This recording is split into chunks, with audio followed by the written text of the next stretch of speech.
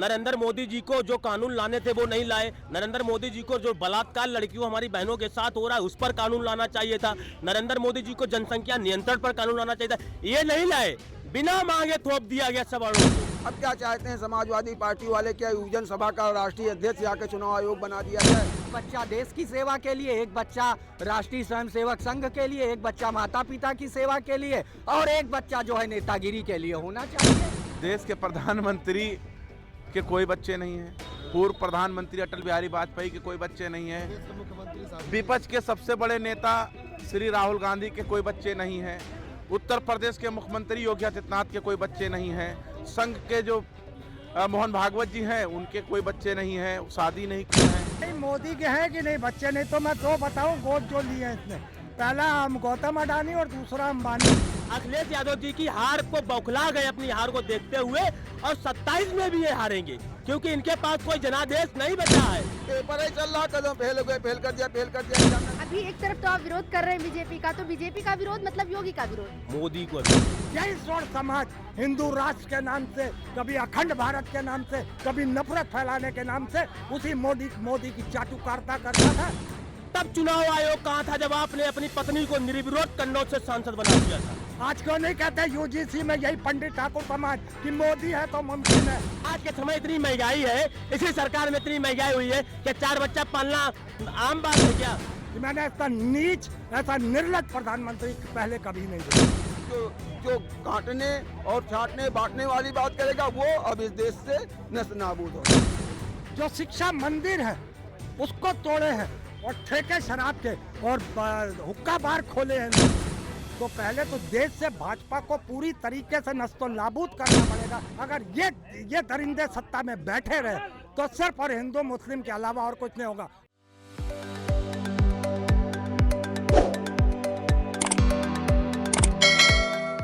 जिस तरह भारतीय जनता पार्टी के ऊपर आरोप लगता रहता है कि चुनाव आयोग उनके पक्ष में काम करता है, अखिलेश यादव ने सीधे तौर पर कह दिया कि चुनाव आयोग को बीजेपी का झंडा अपने ऑफिस पे लगा लेना चाहिए। कैसे देखते हैं आप इसको? नहीं, ये तो सरासर गलत कह रहे हैं। चुनाव आयोग है, सुप्रीम कोर्ट है, ये निष्पक्ष होते हैं, ये किसी के नहीं होते हैं। अब इसी तरह जब कांग्रेस सरकार रहती तब तो चुनाव आयोग को चुनाव आयोग बनाया जाता था, राज्यसभा सदस्य बनाया जाता था, फिर चुनाव आयोग बना दिया जाता था उसी को उठा करके। तो इस तरह के हर राजनीतिक पार्टियां, लेकिन ये इसमें नहीं। इसमें जो चुनाव आयोग अपने हिसाब से काम कर रहा है, चुनाव एक संवैधानिक संस्था है, वो अपने हिसाब से जो देश हित में और देश की जनता के हित में वो काम कर रही है, वो सरकार के दिशा निर्देशों पे काम नहीं कर रही। ये अनर्गल प्रलाप है। अब क्या चाहते हैं समाजवादी पार्टी वाले, क्या युवजन सभा का राष्ट्रीय अध्यक्ष जाकर चुनाव आयोग बना दिया जाए? वो वोटर लिस्ट बनाएगा? क्या कांग्रेस का राष्ट्रीय अध्यक्ष वोटर लिस्ट बनाएगा? नहीं कह रहे भाजपा के इशारे पर नाम काटे जा रहे हैं एसआईआर में अल्पसंख्यकों के नाम। मैडम ये सरासर गलत है, किसी का नाम नहीं कटेगा। नाम कटेगा तो हो हल्ला हो जाएगा। हम कह रहे हैं जनता सड़कों पे उतर जाएगी। किसी का वोट देने का अधिकार अगर छीना जाएगा, इस वक्त ग्राम प्रधानी का चुनाव आ रहा है, हर प्रधान गांव में सक्रिय है और वो किसी पार्टी का नहीं होता। प्रधान 8-8, 9-9 लोग खड़े होते हैं, हर पार्टी खड़े होते हैं और वो जा करके वो उसमें हल्ला काट देंगे। इसलिए उन सबके नाम जुड़ रहे हैं। जो नहीं होंगे उनकी प्रक्रिया है। अभी से तुम कोई रिजल्ट आया नहीं, तुम पेपर दिए, पेपर ही चल रहा, कदम फेल हो गए, फेल कर दिया एग्जाम ने, तो ऐसे कैसे कह सकते हो? जब आपका रिजल्ट आ जाए, जब आपको उसमें लगे कि हमने इतने क्वेश्चन किए हैं और हमको फेल किया गया, तब आप उस पर दावा कर सकते हैं ना, कि पहले ही आप अल्लाह उठा देंगे। और उसी तरह तो हम उसके ऊपर नहीं जाते। ये विपक्ष की राजनीति है, विपक्ष अपनी राजनीति बचाना चाहती। विपक्ष कभी युवाओं की बात नहीं उठाती है, विपक्ष कभी महिलाओं की बात नहीं उठाती, विपक्ष कभी किसानों की बात नहीं उठाती। वो सिर्फ अपनी राजनीति की रोटियां सेक रहा है। इसलिए विपक्ष का भी यहाँ कोई ख़त्म है। यहाँ जितनी सारी राजनीतिक पार्टियां सब खत्म हैं। और रही बात यूजीसी वाले पे, जो अभी भारतीय जनता पार्टी ने इतनी बड़ी गलती कर दी है, जो यूजीसी वाला ये ला करके, इसका अभी सिर्फ फोड़े का सिर्फ पेन किलर दिया गया है। इसका पूरा इलाज अभी नहीं किया गया। इसका जब तक पूरा इलाज नहीं होगा, ये जड़ से जब तक ख़त्म नहीं किया जाएगा, तब तक इस पर विद्रोह चलता रहेगा। अगर इसको सरकार ने ख़त्म करने का काम नहीं किया तो सरकार को कैंसर होकर इसी में सरकार दफन भी हो जाएगी। ये आपको बता दे रहा हूँ। क्योंकि आप देख लीजिए, जितनी अभी उस दिन बजट आया है, अभी केंद्र का बजट आया है, अल्पसंख्यक का कोटा अलग है, पिछड़ों का कोटा अलग है, अनुसूचित जात का कोटा अलग है, सवर्णों का कोई कोटे नहीं। सवर्ण तो आ गया पेड़ पर से गिरा हुआ व्यक्ति जैसे जैसे लुढ़कता रहे, उसके भी कुछ बच्चे हैं, उसकी भी कुछ आवश्यकताएं हैं, उनके लिए कोई बोलने वाला नहीं। इस देश की कोई पार्टी नहीं बोलने वाली है, तो वो तो निर्विरोध हो गया, वो चाहे जिसी जाए। वो एक ताली का बैंगन जैसे नहीं कहते, वो जैसी बा वैसी लुढ़क रहा है, उसको जो जगह धक्का मार रहा है, तो वो धक्का मारने वाला काम नहीं होगा। अब ये भी आप लोगों के माध्यम से ये भी समाज जागृत हो चुका है। अब ये अंधभक्ति में किसी के साथ नहीं रहेगा। जो देश हित में बात करेगा, समाज हित में बात करेगा, उसके साथ लग करके काम करेगा, समझ गो, और वही देश का राज करेगा। जो काटने और छांटने बांटने वाली बात करेगा, वो अब इस देश से नष्ट नाबूद हो जाएगा। यूजीसी का विरोध जिस प्रकार से चल रहा था, उसको लेकर फिर सुप्रीम कोर्ट ने अभी हाल फिलहाल के लिए रोक लगा दी। पहले सवर्ण समाज सड़कों पर था, अब ओबीसी और एससी यानी दलित समाज सड़कों पर आ रहा है। इसको लेकर क्या कुछ कहना चाहेंगे? इतिहास का सवर्ण समाजों का पहला ऐसा आंदोलन था जो रोड पे उतरे थे, एक भी ना आम जनमानस को दिक्कत हुई थी, ना एक भी गाड़ियां फूंकी गई थी। अब बात आते हैं नरेंद्र मोदी के ऊपर। नरेंद्र मोदी जी को जो कानून लाने थे वो नहीं लाए। नरेंद्र मोदी जी को जो बलात्कार लड़कियों हमारी बहनों के साथ हो रहा है उस पर कानून लाना चाहिए था। नरेंद्र मोदी जी को जनसंख्या नियंत्रण पर कानून लाना चाहिए था, ये नहीं लाए। बिना मांगे थोप दिया गया सवर्णों को, और ये भारतीय जनता पार्टी की तेरहवीं कर देगा। जो ये यूजीसी लाया है, यहीं से भारतीय जनता पार्टी का अंत है। अब आ रहे अखिलेश जी ने कहा चुनाव आयोग को भारतीय जनता पार्टी का झंडा लगाना चाहिए। तब चुनाव आयोग कहाँ था जब आपने अपनी पत्नी को निर्विरोध कन्नौज से सांसद बना दिया था? तब चुनाव आयोग जिंदा था। आज कभी जब वहां पे मिल्कीपुर चुनाव हुआ तो आप कहें चुनाव आयोग को कफन दे दीजिए। चुनाव आयोग मर चुका है। और जब 2012 में शायद उनकी पत्नी डिंपल यादव कन्नौज से निर्विरोध सांसद हुई थी, तब चुनाव आयोग जिंदा था।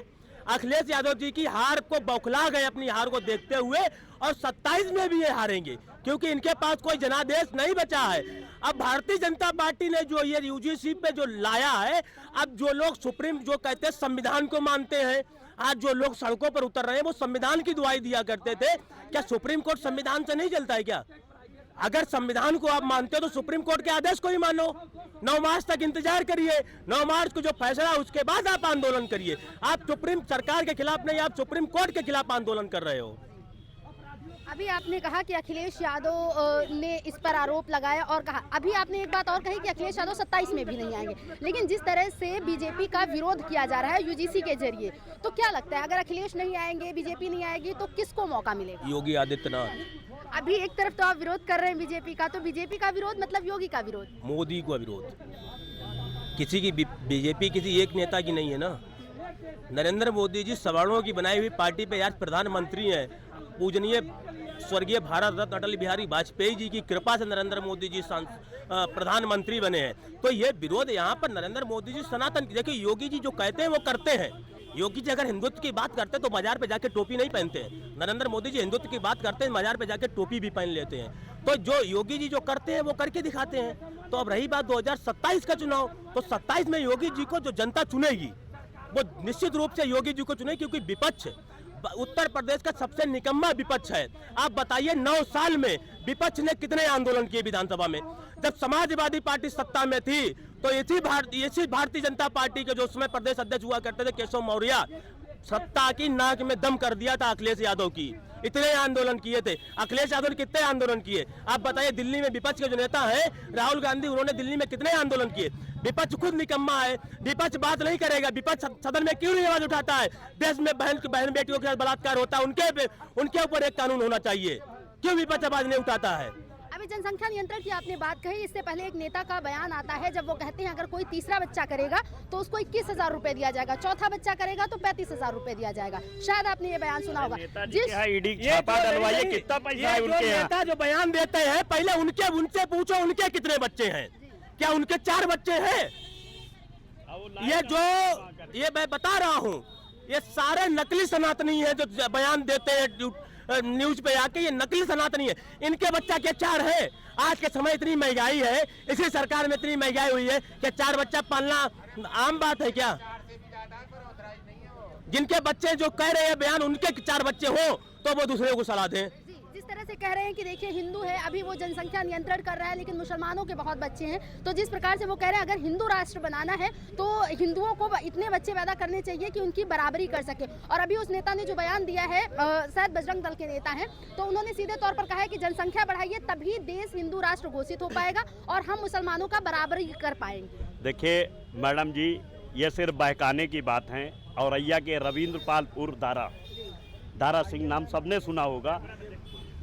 जो रविंद्रपाल उर्फ दारा सिंह थे, उनको सेंट ग्राहम की हत्या में बीजू उड़ीसा में जेल में डाला गया। उस समय बीजू पटनायक उड़ीसा के मुख्यमंत्री थे और माननीय अटल जी जो है देश के प्रधानमंत्री थे।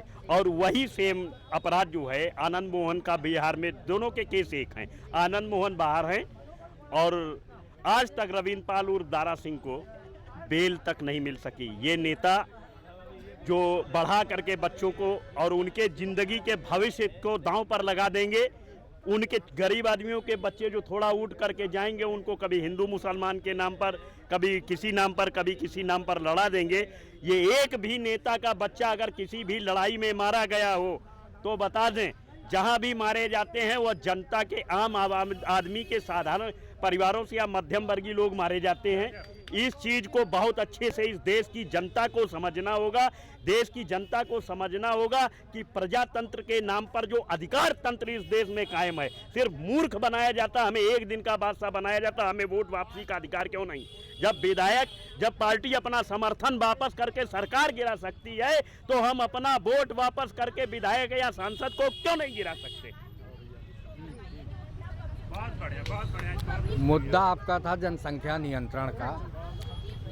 जिस नेता ने भी ये बयान दिया है, मैं उनके बयान का स्वागत करता हूँ। जनसंख्या नियंत्रण क्यों करे हिंदू समाज? वो बिल्कुल सही कह रहे हैं। आप बताइए, मान लीजिए जो है एक माता पिता के एक संतान है और दुर्घटनावश वो जो है ख़त्म हो जाता है, तो उसके अम्मा पापा की सेवा कौन करेगा? तो सही आपने बात कही। अभी आपको नहीं, हमारी बात भी रखिए। अभी जैसे पंडित धीरेन्द्र शास्त्री ने कहा 4 बच्चे करिए, एक बच्चा देश की सेवा के लिए, एक आरएसएस के लिए, एक माता पिता की सेवा के लिए और एक बच्चा उन्होंने कोई टॉपिक दिया था। आप बताइए 4 बच्चे तो कर लेंगे, लेकिन उनका पालन पोषण कैसे होगा? सरकार स्टेटमेंट दे रही है, नेता स्टेटमेंट दे रहे हैं, लेकिन बच्चे की पढ़ाई की लिखाई का खर्चा कौन देता है? अरे इतनी योजनाएं चल रही हैं। उत्तर प्रदेश सरकार की ऑनेबल सुप्रीम कोर्ट ने कह दिया है कि सीएमएस एसकेडी जैसे स्कूलों में जो है गरीब बच्चों का एडमिशन होगा और हो भी रहे हैं, और 10,000 रुपया वार्षिक उनको दिया भी जा रहा है। अब देखे, या फिर सब पर लागू करिए, सारे धर्मों पर लागू करिए। इसीलिए जब भारत सरकार जनसंख्या नियंत्रण कानून क्यों नहीं ला रही है, उसे पता है कि ला करके हम फंस जाएंगे। नहीं ला रहे हैं क्यों? क्योंकि अब इनको आबादी समानुपात में लानी है। आबादी घट चुकी है, यहाँ का बहुसंख्यक अल्पसंख्यक हो चुका है, अल्पसंख्यक बहुसंख्यक हो चुका है।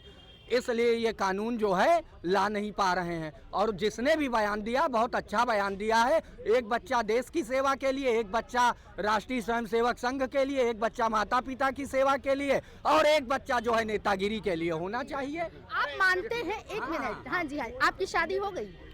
नहीं, अभी हमें बहुत कुछ करना है। चलिए, आपको करना है, लेकिन जिस प्रकार से यहाँ पर महंगाई चल रही है, अशिक्षा है, सही मायने में शिक्षा का जो स्तर है आप भी जानते हैं। आपने कहा सीएमएस में एडमिशन मिल जाता है। उन माता पिता से पूछिए जिनको 10 चक्कर लगाने पड़ते हैं लेकिन एडमिशन नहीं होता। प्राइवेट स्कूलों की पढ़ाई इतनी महंगी हो गई है कि माता पिता अपने बच्चों को पढ़ाने से पहले 100 बार सोचते हैं। और सरकारी स्कूल की शिक्षा तो आप बहुत अच्छे से जानते होंगे कैसी है। तो फिर क्या इन सारी चीजों को ध्यान में रखकर भी क्या जनसंख्या का समर्थन करते हैं आप? मैम, सरकारी स्कूलों की शिक्षा पर यदि जनता को विश्वास नहीं है तो अध्यादेश ला करके प्राइमरी स्कूल बंद कर देने चाहिए। 80,000 रुपए 80,000 रुपए आप प्राचार्य को वेतन दे रहे हो, बल्कि 1.5 लाख 80,000 आप सहायक अध्यापक को दे रहे हो, तो देश का पैसा क्यों बर्बाद जा रहा है? जनता का टैक्स जो आ रहा है, राजस्व, उसको जो है जनता को घर घर बंटवा दीजिए ना 5-5 हजार रुपया। इस तरह क्यों जो है बर्बाद जाए? इसलिए ये कहना कि महंगाई है और शिक्षा नहीं है, इसलिए हिंदू समाज बच्चे पैदा करना बंद कर दे,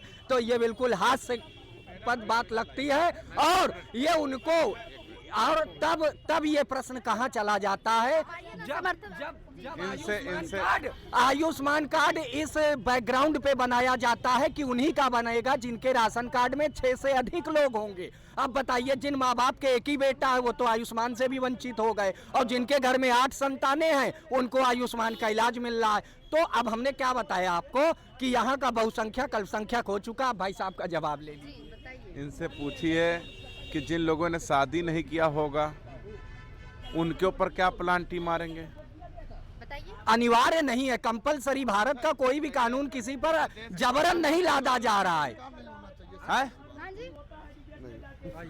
देश के प्रधानमंत्री के कोई बच्चे नहीं हैं, पूर्व प्रधानमंत्री अटल बिहारी वाजपेयी के कोई बच्चे नहीं हैं, विपक्ष के सबसे बड़े नेता श्री राहुल गांधी के कोई बच्चे नहीं हैं, उत्तर प्रदेश के मुख्यमंत्री योगी आदित्यनाथ के कोई बच्चे नहीं हैं, संघ के जो मोहन भागवत जी हैं उनके कोई बच्चे नहीं हैं, शादी नहीं किए हैं। अब आप ये बताइए, जब इन लोगों ने शादी नहीं किया, रुकिए तो 1 मिनट जवाब। इसने बताया नहीं मोदी के हैं कि नहीं बच्चे, नहीं तो मैं 2 बताऊं गोद जो लिए हैं इसने। पहला गौतम अडानी और दूसरा अंबानी, वो भी बच्चे लेके बैठा है देश का प्रधानमंत्री, 2 बच्चे हैं। अब आप आते हैं, आप यूजीसी में आ रही थी मैम। दरअसल क्या है, इतनी नीचता क्यों है प्रधानमंत्री में कि स्वर्ण समाज को दलित और ओबीसी से लड़ाकर वो कौन सी सत्ता हासिल करना चाह रहा है, ये समझ से परे है। और जिस तरीके से क्या एक दलित समाज ही प्रताड़ित किया जाता है स्वर्ण समाज से, या ओबीसी समाज से एक दलित ही समाज पर प्रताड़ित किया जाता है। मुझे लगता है कि 1 नेशन 1 इलेक्शन की बात करने वाला यह नरेंद्र मोदी, 1 नेशन 1 एजुकेशन की बात करने वाला, जो कि अभी तक जमीन पे नहीं आया, मगर कम से कम 1 नेशन 1 कानून तो कर दो कि एक समान कानून हो। दलित हो गया, ओबीसी हो गया या स्वर्ण जाति हो गई, कानून सबके लिए बराबर होना चाहिए। अगर प्रताड़ित की जाती है किसी स्वर्ण समाज की बेटी या किसी दलित समाज की या ओबीसी की, न्याय सबको बराबर मिलना चाहिए। या किसी को मार दिया जाता है या किसी के घर पे कोई आग लगा दी जाती है, तो कानून सबके लिए बराबर होना चाहिए। मगर दरिंदा नरेंद्र मोदी सिर्फ सत्ता के लिए हिंदू मुस्लिम कराते अब अपने ही हिंदुओं को बांटने पे तुला हुआ है। आज स्वर्ण समाज सड़कों पे इसीलिए है कि उसकी दुखती रग पे हाथ रखा गया। यही स्वर्ण समाज हिंदू राष्ट्र के नाम से, कभी अखंड भारत के नाम से, कभी नफरत फैलाने के नाम से उसी मोदी की चाटुकारिता करता था। और जो मोदी कहता था तो कहते थे मोदी है तो मुमकिन है। आज क्यों नहीं कहते यूजीसी में यही पंडित ठाकुर समाज कि मोदी है तो मुमकिन है। जब इनकी दुखती रग पे हाथ रखा गया तो आज ये तिल मिला रहे हैं और सरकार को खत्म करने की बात करते हैं। क्यों नहीं ऐसा करते कि देश में एक कानून हो, एक व्यवस्था हो, सब समान रूप से माने जाए। मगर आपकी नीयत में सिर्फ सत्ता करनी है, इसलिए आप हिंदू मुस्लिम करते करते अब आपने हिंदू समाज को भी बांटने लगे। इससे निर्लज प्रधानमंत्री, मैंने जिन 70-68 सालों के अनुभव मैं अपना बता रहा हूं कि मैंने ऐसा नीच, ऐसा निर्लज प्रधानमंत्री पहले कभी नहीं देखा। जैसा कि आपकी नाराजगी जाहिर हो रही है, पता चल रहा है कि आप काफी नाराज हैं, लेकिन आपको क्या लगता है प्रधानमंत्री कौन होना चाहिए? अगर कंपटीशन रखा जाए नरेंद्र मोदी के सामने, तो आखिर कौन है जो उन्हें बराबर की टक्कर दे सकता है? जो देश चलाए, क्या जो प्रधानमंत्री पहले थे उन्होंने देश नहीं चलाया? क्या देश चला नहीं?